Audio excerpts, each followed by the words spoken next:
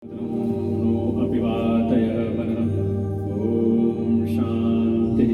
शांति शांति।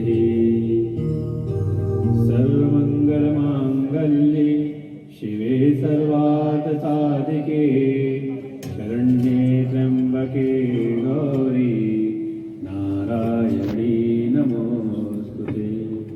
या देवी सर्वभूतेषु मातृरूपेण संस्थिता नमस्तस्यै नमस्तस्यै नमस्तस्यै नमो नमः।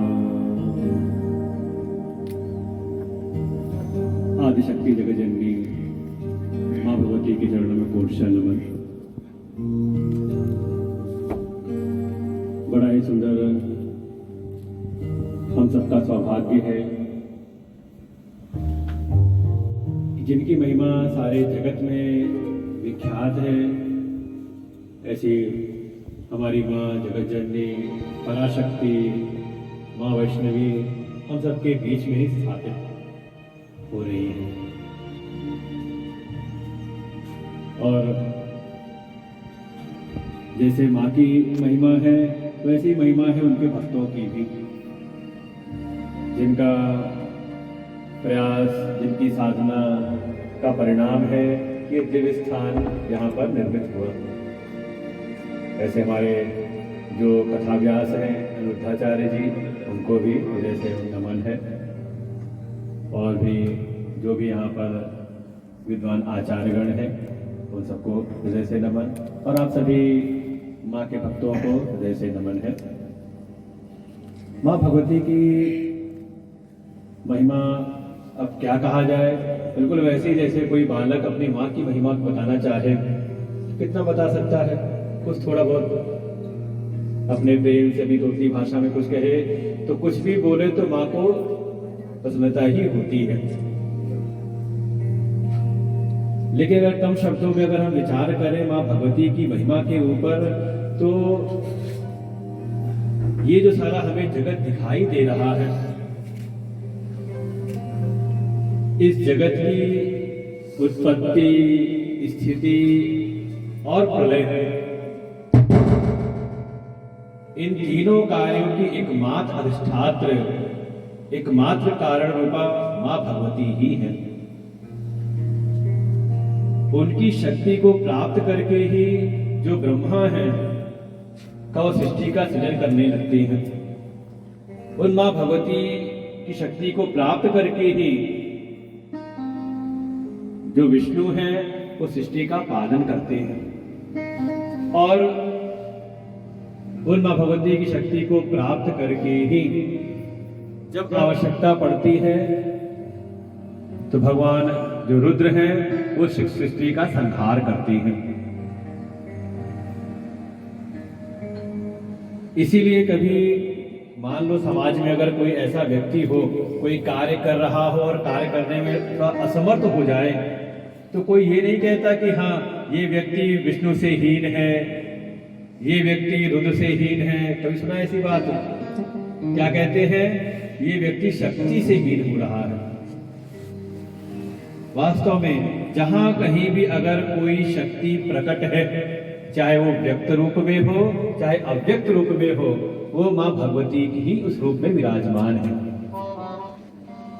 तो ये तीन कार्य तो है ही, सृष्टि की उत्पत्ति, स्थिति और प्रलय, जो हम सुनते हैं कि सभी देवताओं के विषय में, लेकिन मां भगवती के दो कार्य और भी हैं। इसलिए कहा पंचकृत्य परमेश्वरी। वो जो मां भगवती आदि शक्ति है वो 5 कार्य करने वाली है। सृष्टि की उत्पत्ति, स्थिति और प्रलय तो हम जानते ही हैं, लेकिन इसी सृष्टि में 2 और कार्य हैं, और वो है निग्रह और अनुग्रह रूप। जो मां भगवती की बनाई ये सृष्टि है, उनसे जो उत्पन्न हुई सृष्टि है, इसमें जो कोई भी उनके द्वारा जो भी मर्यादाएं स्थापित की गई हैं, जिसे हम कहते हैं कि वैदिक मर्यादाएं, उसका जो उल्लंघन करते हैं अर्थात अधर्म के मार्ग पर चलते हैं, तो मां भगवती ही उस पर क्रोध भी करती है कभी, उसको सही सन्मार्ग पे लाने के लिए, सन्मार्ग को बढ़ाने के लिए कभी उस पर क्रोध भी, उसका निग्रह भी करती हैं। और वही माँ भगवती ही इस संसार में जो सदाचार का पालन करते हैं, सबसे प्रेम का व्यवहार, सबकी सेवा में, और माँ भगवती की शरणागत रहते हैं, माँ भगवती उस पर साक्षात अपना अनुग्रह भी करती हैं। तो ये दो कार्य और भी, निग्रह और अनुग्रह। तो सृष्टि में जैसे माँ भगवती इस रूप में विराजमान है, ऐसे ही अगर विचार करें तो हमारे भीतर भी 4 प्रकार की वाणी के रूप में माँ भगवती साक्षात विराजमान है। देवी भागवत में आएगा इसका वर्णन विस्तार से। कैसे? तो कहा 4 प्रकार की वाणी होती है। जैसे हम जो शब्द का उच्चारण कर रहे हैं और आप श्रवण कर रहे हैं, तो इस वाणी को कहा गया वैखरी वाणी, जो व्यक्त रूप में है, शब्दों के रूप में। तो ये वैखरी वाणी के रूप में माँ भगवती हमारे मुख में निवास करती हैं। इसलिए बिल्कुल अपनी वाणी का बड़ा सदुपयोग करना चाहिए। कभी इसके द्वारा अब शब्द का हम उच्चारण ना करें, क्योंकि उसको हम दूषित कर रहे हैं। तो ऐसी वैखरी वाणी में माँ भगवती हमारे मुख में विराजमान होती हैं। अच्छा, मान लो अगर शब्द का उच्चारण तो हम करना चाहते हैं, लेकिन गला बैठ जाए तो, कंठ में स्वर ना हो तो, कंठ में सामर्थ्य ना हो, शक्ति ना हो तो कहते हैं चाह करके भी हम बोल नहीं पाते। तो कहा मां भगवती हमारे कंठ में विराजमान है, जिसे कहा गया वाणी के रूप में। मुख में वैखरी वाणी, कंठ में मध्यमा वाणी। अच्छा, मान लो गला भी बड़ा अच्छा हो, सुरीला हो, मुख में हम उच्चारण भी करना चाहें, लेकिन हृदय के भीतर अगर विचार उत्पन्न ना हो तो भाई पहले आप हृदय में विचार करते हो, भाव उत्पन्न होता है, फिर आप उसको कंठ के माध्यम से और मुख के माध्यम से आप उसको उच्चारित करते हो।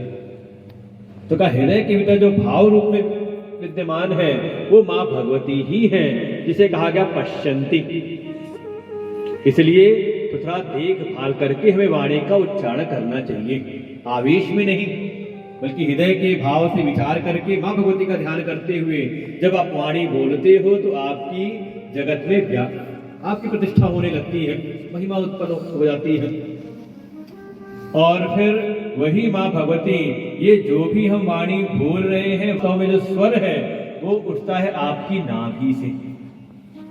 देखिए, नाभि केंद्र है हमारे पूरे जीवन का।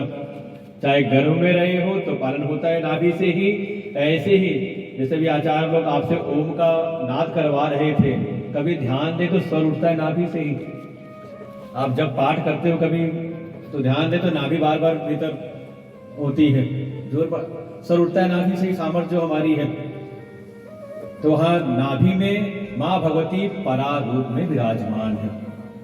परा, पश्यन्ति, मध्यमा और वैखरी। मां भगवती की शक्ति न हो तो ये प्राणी एक शब्द का उच्चारण भी न कर पाए। तो सारे जगत में समष्टि रूप में देखें तो मां भगवती 5 कार्य करने वाली हैं। सृष्टि की उत्पत्ति, स्थिति, प्रलय, निग्रह और अनुग्रह रूप, ये 5 कार्य। और अपने भीतर देखें तो केवल मां भगवती बाहर जगत में हमारे भीतर भी विराजमान है। कैसे? तो कहा परा, पश्यन्ति, मध्यमा और वैखरी रूप में। ऐसी मां भगवती की हम पर सदैव कृपा हो। और देखिए, जगत में कुछ आपको प्राप्ति करनी है तो मां से ही प्राप्ति होती है। धन की प्राप्ति करनी हो तो का महालक्ष्मी, आपको बल की प्राप्ति करनी हो तो महागौरी, महाकाली, और आपको अगर विद्या ज्ञान की प्राप्ति करनी हो तो महासरस्वती। सबके मूल में। और ये जीव है, ये बालक का एक स्वभाव है कि वो मांगता ही रहता है। अब बालक को कुछ चाहिए हो तो पिता के पास नहीं जाता, किसके पास जाता है? माँ के पास में। और माँ के पास जाए तो कोई बालक कभी भी निराश नहीं होता। माँ का प्रेम सदैव अपने बालक पर बरसता ही रहता है। तो ऐसी माँ भगवती की कितनी महिमा कही जाए वो तो गैर शब्द कब पड़ जाते हैं। ऐसी माँ भगवती की महिमा है। ऐसी माँ भगवती साक्षात हम सबके